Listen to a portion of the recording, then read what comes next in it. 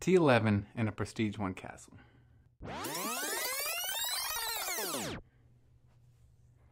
T11 and a Prestige 1 castle.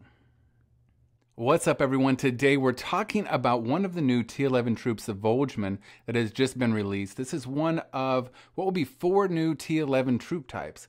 Some of you may totally understand the concept behind this troop, but some of you might still be a little bit confused like I was at first.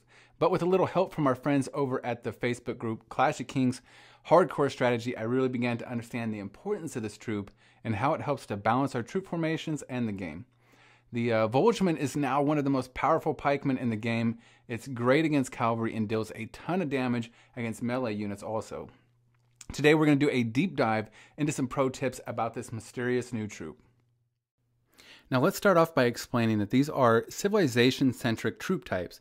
To unlock the T11 Voulgeman, we're going to click on the Ancestral Spirit over here in the Civilization Temple. Here it shows the requirements for unlocking the T11 Voulgeman.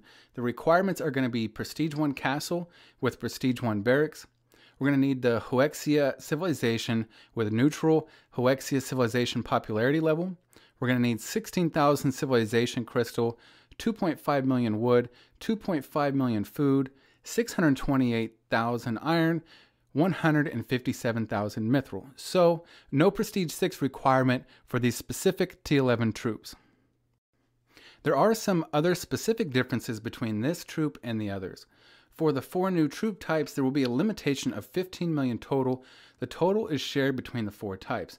So if you had 5 million Voulgeman, you could only have 10 million of the other similar troop types. Any combination, that's completely up to you.